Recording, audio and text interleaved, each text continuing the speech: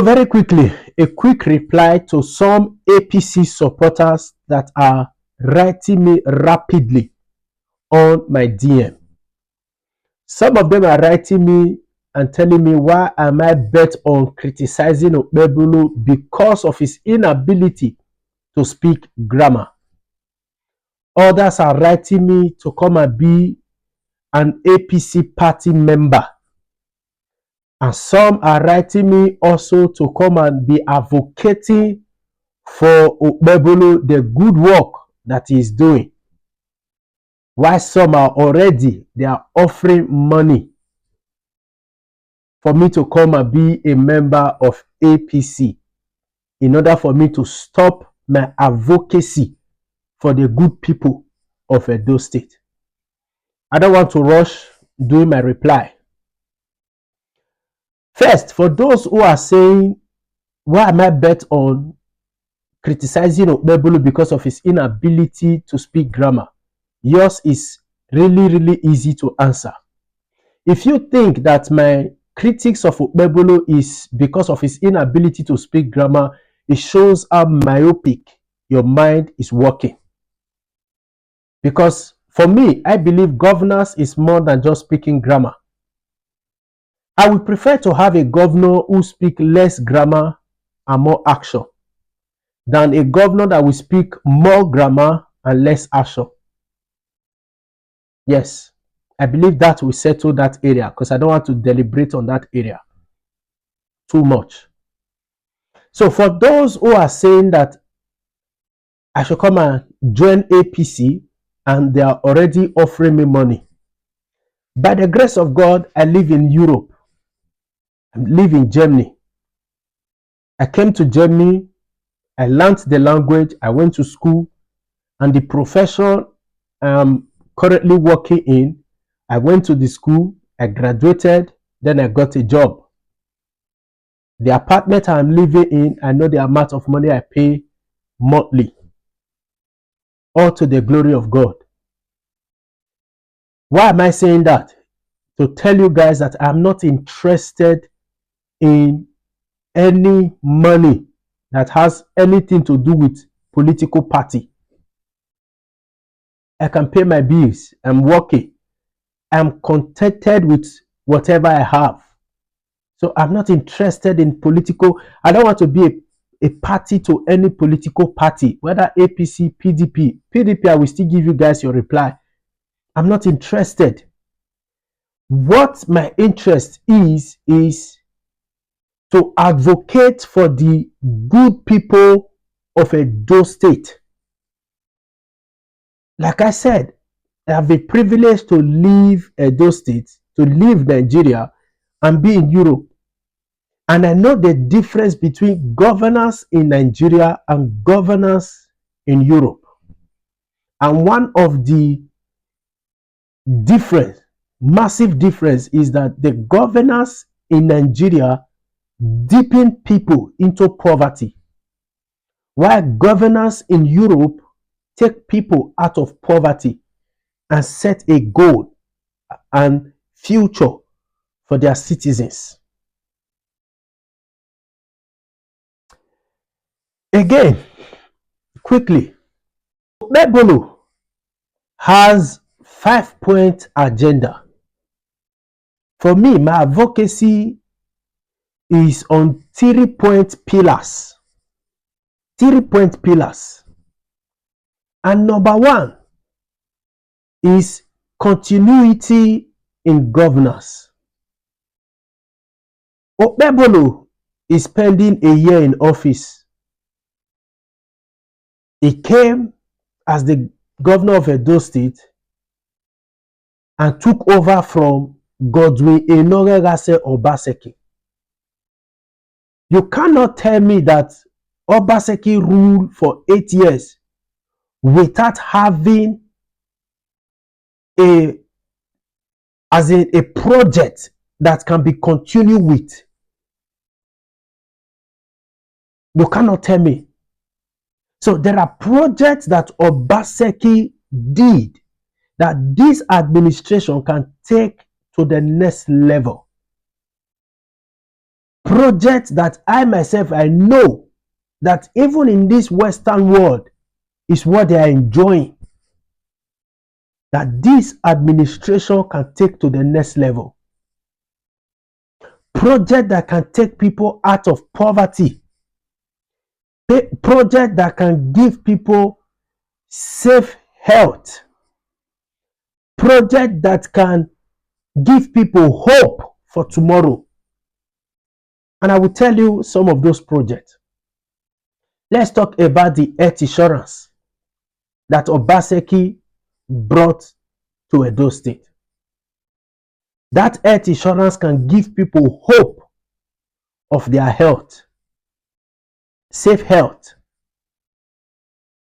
Talking about the project of building Stella Obasanjo Hospital and making it the health hub of Edo State.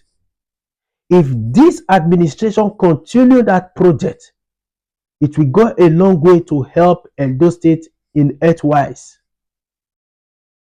Then if you also talk about the area of insecurity, talking about the command and control center, where cameras were already on some part of the state, this administration, I expected them to expand those cameras to some other parts of the state. These are some, to name a few. So continuity in governance is what I demand. And again, I am not saying that Okpebholo should continue all the works of Obaseki, because I believe as the new governor of the state, he must have looked through all the projects that Obaseki embarked on, and there must be few of them that he is not satisfied with, that he will not want to continue. Then that is where the second point of my agenda come to play, which is explanation. There is a need for Monday Okpebholo, distinguished Senator Monday Okpebholo, to explain to Edo people the reason why they cannot continue some of the projects that Obaseki as he embarked on. And some of those projects, one of them, to name a few, is Randisi Blow Hotel. Why are they not continuing with that project? For 1 year now, that project has not been touched, has not been continued. I talked about the Stella Obasanjo Hospital, that the intention was to make it the health hub of Edo State. As I talk to you now, there are other buildings that Obaseki embarked on in that premises that have been abandoned. We need explanation, because those buildings, they were built with the taxpayers' money of Edo people. We need explanation. Also, talking about the educational hub at Yaro. For 1 year now, even ITV published a publication that that place has been abandoned for a year now. We need explanation. You don't just abandon project without giving explanation, as a comprehensive explanation. In that way, you will see that you are carrying the people you are governing along. Why don't you want to continue Radisi Bla Hotel? This is the reason we don't want to continue. This is the reason we don't want to continue the educational hub at Yaro. This is the reason we don't want to continue the Stella Obasanjo Hospital. This is the reason we don't want to continue with the underground drainage that Obaseki embarked on. These are the reasons. Is it because of lack of fund? Is it because of the private investors? We need explanation. Just recently, the governor has increased the state budget from 600 and something billion now to 700 because they just took an increase of 124 to add to the previous budget. We need explanation why. Why the increase in the budget? Explanation. When you begin to explain to the people, you begin to carry everybody along. Maybe if you explain the reason why Randy Blah Hotel is not being continued, by now I will not be talking about Randy Blah Hotel. I will not be talking about educational hub at Yaro. Explain to us the way we can understand it and see it from the point you are seeing it, and we say, okay, it is better we let this slide. Obaseki promised the people at Ekiosa market a model market, but up till today, nothing has been said. And I saw the governor Okpebholo commission the market as the Oba market. So these are some of the things. Then the third one, to name a few, is transparency. Transparency. It is the people of Edo State that sent you to government house, Osadebe Avenue. And that same people, the electorate, they need transparency. These are our policies. These are the way we want to implement our policies. These are the way we want to execute it. And this is a long-term policy, a short-term policy, a temporary one. These are this and this. This is how we want to raise money for the state. This is how we want to boost the economy of the state. We need explanation. We need it. It's so important. In that way, you will see that you are carrying your people along. This is how it is being done in Western world. They carry their people along. They explain to their people. I listened to the Independence Day presentation of Okpebholo. He said he does not want to rule, but he wants to serve. And one of the ways you can serve the Edo people is by coming out and tell them this, and as a coming out plain, this is it. It is embarrassing for us to be hearing different kind of news concerning the $250 million deal you guys said you secured or you signed an MOU on when you went to Glasgow.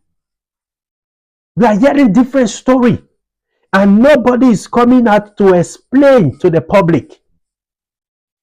So the Edolite are not just moving with then say, which is not good,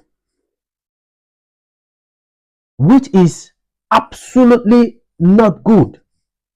So this is the area we need transparency. We signed a contract with these people. These are the terms of the contract. These are what the Edo people, the Edo government will give to these people in order for them to come. This, maybe you guys have a percentage to also pay in the amount. This is what we are paying. This and this and these are the areas they want to invest in. Is so important. In that way, you see that you are carrying your people along. So my advocacy for the Edo people is not about money.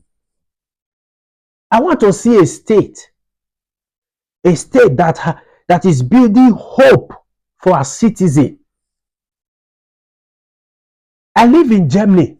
It is the government that gives hope for their citizens. They set up a standard that has almost turned a law to follow. That as you are coming, as you are growing, as you are maturing, the standard is already there. You follow it up till the day you give up. Their standard has almost become a law that is embedded in the mind and in the heart of the people from birth. And their concern is to see that their citizens are not subject of poverty. So in that case, they create an enabling environment for everybody to strive. If you want to go to school, you can go to school, go to university, you come out, you graduate as being a graduate, then there is a job waiting for you. You have a job. So long you are qualified, you have a job. The more you go to school in Germany, the more you get more qualified paying, as in the more you go to school, the more your salary increase. The more you want to learn, the more your salary increase. The more you learn, the more your salary increase in Germany. Also, if you say you don't want to go to school, there is also skills that have been made available for those who do not want to go to school. And for those that are extra intelligent, there are also schools for them that set them apart. And they will not come out as graduates and start looking for where to work. No. They will not stay at home for 6 months without getting a place to work. No. They will not come out for a year without getting a place to work. No. A graduate here cannot say they are going to sell fish or they are going to sell, they are pushing wheelbarrow. No. But we know that in Nigeria, there are graduates that are pushing wheelbarrow. There are graduates that are selling fish. Graduate. I had an encounter before I left Nigeria. Me and one of my senior bros, we went to church, Christ Embassy Church. Immediately they closed from the church. We said, okay, let's just buy something to go and cook. Sunday, you need to cook rice. So we went to Ted. I can still remember the market vividly. We went to Ted to buy fish. And we saw the woman that was selling the fish. And another woman came to also buy fish.